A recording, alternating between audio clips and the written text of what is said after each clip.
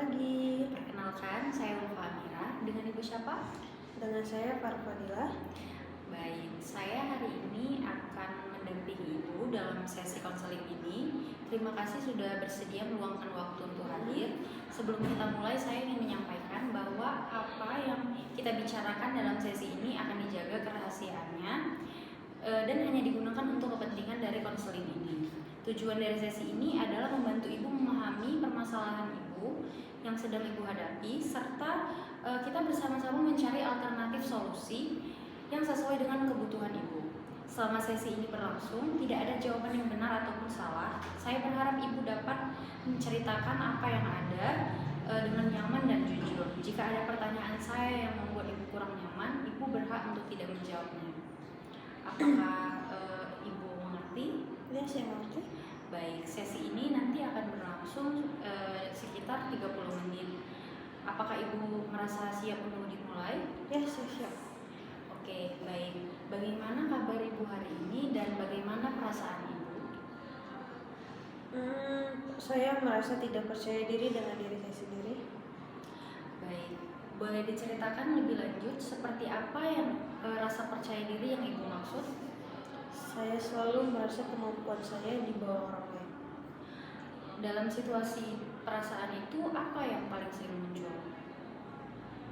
Saat presentasi, diskusi kelas, atau ketika harus berbicara dengan orang yang saya anggap lebih pintar. Apa yang biasanya Ibu pikirkan saat berada dalam situasi tersebut? Saya berpikir saya pasti salah dan orang lain akan menganggap saya buruk. Apa yang kemudian Ibu lakukan? Saya lebih memilih diam. Lalu apa yang Ibu rasakan setelah Ibu lebih memilih diam? Saya menyesal karena sebenarnya saya ingin ikut berbicara. Sudah berapa lama Ibu mengalami kondisi ini? Sejak kuliah S1. Apakah ada pengalaman tertentu yang masih Ibu ingat? Waktu presentasi, saya pernah ditertawakan teman-teman karena salah menjawab pertanyaan dosen. Baik, bagaimana perasaan Ibu saat Ibu mengingat kejadian tersebut? Saya malu sekali dan sampai sekarang masih teringat. Menurut Ibu, apakah satu pengalaman itu mempengaruhi cara Ibu melihat diri Ibu sendiri? Iya, sejak saat itu saya merasa tidak cukup baik. Baik, selain pengalaman tersebut, apakah ada hal lain yang membuat Ibu memiliki masalah dengan kepercayaan diri ini? Saya sering membandingkan diri dengan teman-teman yang menurut saya lebih pintar. Baik, ketika membandingkan diri Ibu dengan mereka, apa yang Ibu katakan kepada diri Ibu sendiri? Saya merasa saya tidak sepintar mereka. Apakah Ibu pernah mencoba melihat kelebihan yang Ibu miliki? Jarang, saya lebih fokus pada kekurangan saya. Kalau saya bertanya, apa pencapaian yang pernah Ibu raih selama kuliah? IPK saya cukup baik dan beberapa kali mendapat nilai bagus saat presentasi. Menurut Ibu, apakah pencapaian tersebut menunjukkan bahwa Ibu benar-benar tidak mampu? Kalau dipikir-pikir, mungkin tidak juga. Bagaimana jika ternyata pikiran saya tidak mampu merupakan ketakutan daripada fakta? Mungkin benar, saya terlalu takut untuk gagal. Apa dampak rasa takut itu terhadap kehidupan Ibu? Saya kehilangan banyak kesempatan untuk berkembang. Jika rasa takut itu berkurang, apa yang akan Ibu lakukan? Saya ingin lebih aktif bertanya dan berpendapat di kelas.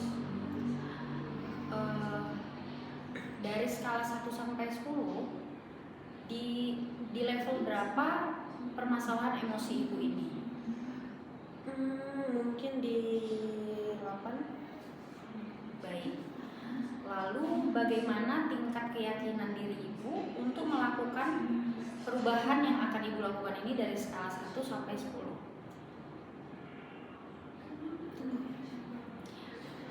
Sekali lebih? Iya. Mungkin di 6. Baik. Apa yang membuatnya di angka 6 bukan di angka 3 atau 4? Mungkin karena sebenarnya saya tahu materinya, hanya saja saya kurang berani. Apa yang bisa saya bantu untuk meningkatkan keyakinan Ibu menjadi angka 8 atau 9? Kalau saya mempersiapkan materinya lebih matang dan melatih presentasi terlebih dahulu. Bagaimana jika muncul pikiran negatif sebelum Ibu berbicara?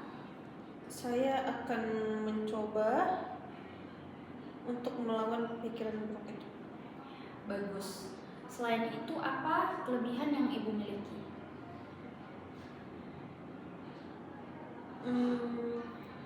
Saya cukup disiplin, cepat belajar, dan bertanggung jawab. Bagaimana perasaan Ibu setelah menyebutkan kelebihan tersebut? Saya merasa sedikit lebih lega, yakin pada diri saya sendiri. Lalu, apa komitmen yang ingin Ibu lakukan setelah sesi ini?